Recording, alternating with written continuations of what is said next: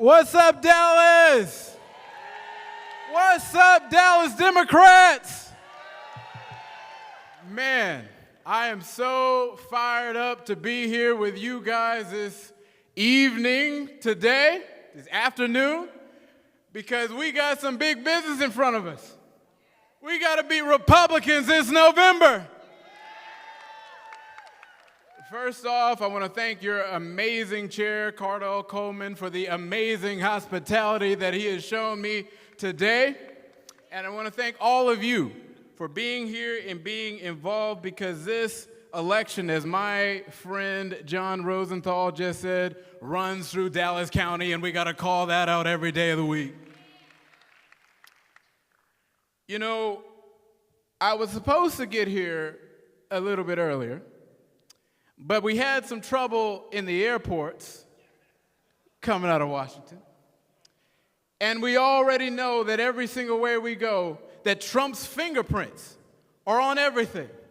You can't get through TSA, you got all kind of things with planes getting delayed. Trump's America is an America that cannot govern, and it's absolutely ridiculous. But I'm Isaiah Martin. And I do, in fact, love debating Trump supporters on the internet. It's my favorite thing to do. But I also love coming to these conventions because this is really the time for us to move out of primary season and into the general election. We all know that there was a lot of big battles in this room and in this county and across this state. It was tough primary campaigns, endless phone calls, fundraising texts, phone banking, and some candidates that we might have supported didn't make it ahead to the general election.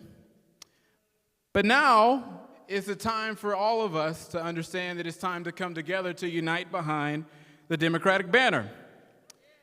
Because what's facing America as it stands today is bigger than intra-party battles. It is bigger than politics. It is the future of America at stake right in front of us.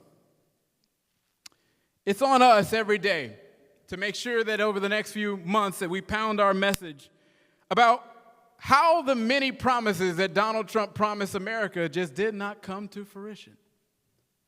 You remember when he said that he was going to bring our prices down on day one?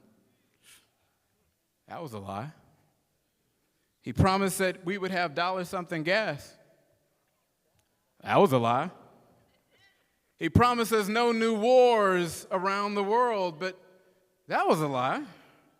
He promised us those checks, $2,000 checks, but that was also a lie. He promised more manufacturing jobs. That was a lie. He promised us that we wouldn't have to pay taxes. That was a lie. He promised us that just getting him in the White House was enough to be able to fix all of our problems and save the world, and that was a big, fat lie. Everything he said was a bold-faced lie. And we've got to make sure that we're telling our friends and our neighbors that Election Day this November will have to be Judgment Day of all of the broken promises that he has broken against the state of Texas and across the United States of America, because we cannot stand for that as we go further.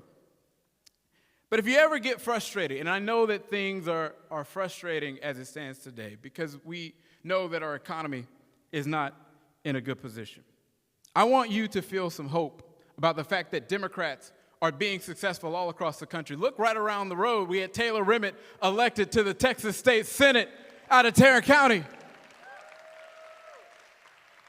We're winning special elections here in Texas and Louisiana, Kentucky, and Georgia. That's why we won 12 competitive seats in Virginia in the Virginia House of Delegates. We flipped the Virginia House. We flipped the Virginia Governor's Mansion. All around this country, Americans are coming together to say that when Trump is in office, we've got to do better. But what I will say is that one of the biggest challenges in front of us is that right now in Washington, you know, there's a lot of disinformation going on about how our votes are not important. And that's why I want to say to all those that are young people, the regular folks that go to work every single day, that if your vote was not important, Republicans would not be sitting in Congress trying to pass the SAVE Act.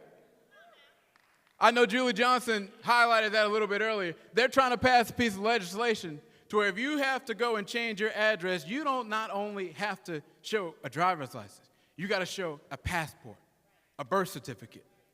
Do you believe that Donald Trump will be trying to pass that if your vote didn't matter? It's on us to make sure that we remind people that Republicans are trying to do everything they can to try to roll back the clock. But even with all of the special election victories that we had, I almost fell out my chair the other day because I saw Donald Trump say that we Democrats are insane, that we belong in insane asylums, that we are crazy. He got on the stage, and I really laughed my tail off about this because I was scratching my head, and I thought, what's crazy to me is spending $2 billion a day on a war in the Middle East that none of us in this country asked for.